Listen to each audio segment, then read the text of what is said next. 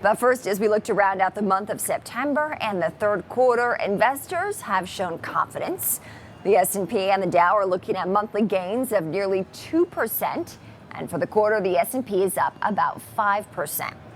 Well, October, which starts tomorrow, historically is a more volatile month. And today we do see stock futures pointing to about fractional losses at the open.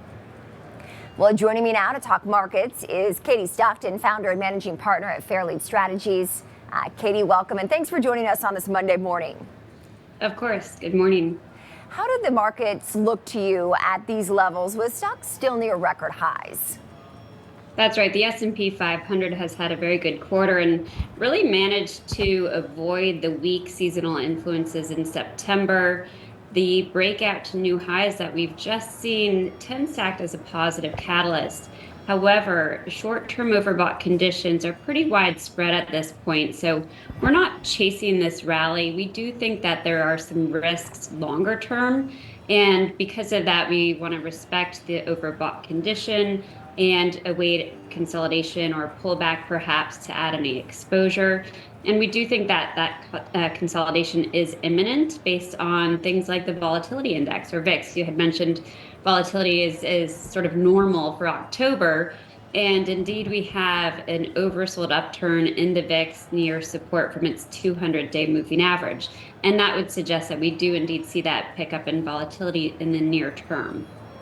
In terms of consolidation, Katie, that you anticipate is in store based on the chart patterns, are we talking about a 3% pullback, a 5% pullback, or is perhaps a correction, a 10% drop in stocks possible given these conditions?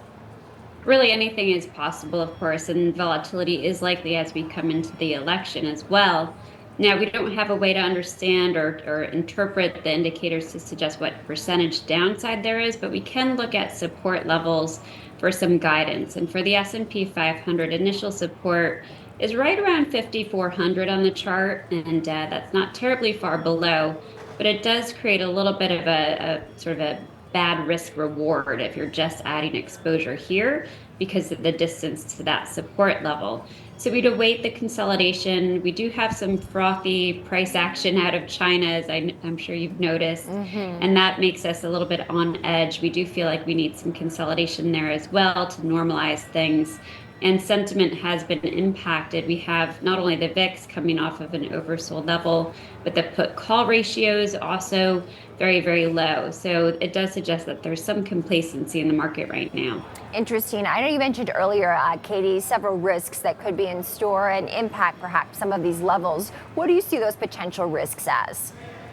For us, it's coming all from technical analysis. We're looking at monthly bar charts, and we're seeing indications that the uptrend, the cyclical uptrend, is overdone. It doesn't mean that it will get into a big bear cycle like in 2022, but it does mean that the market needs to probably digest its gains and sideways action over the coming months. We have those indications, and they look at about 9 to 12 months.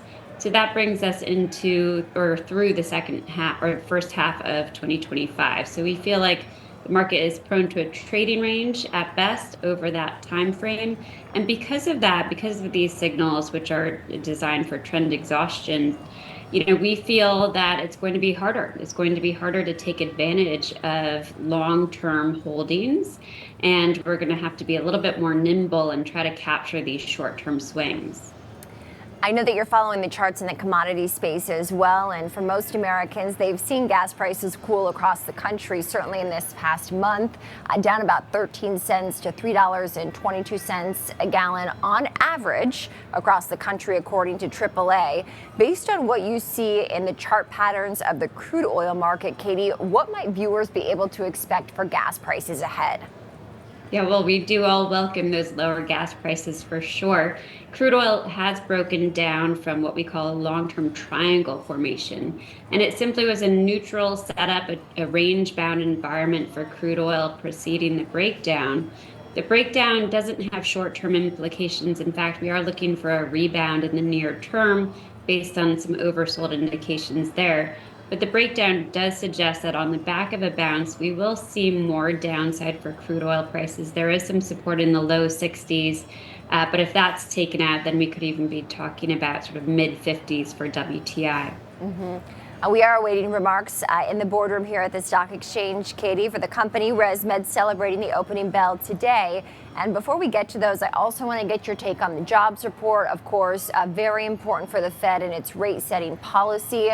What are your expectations as to what we might see in the action around the jobs report on Friday?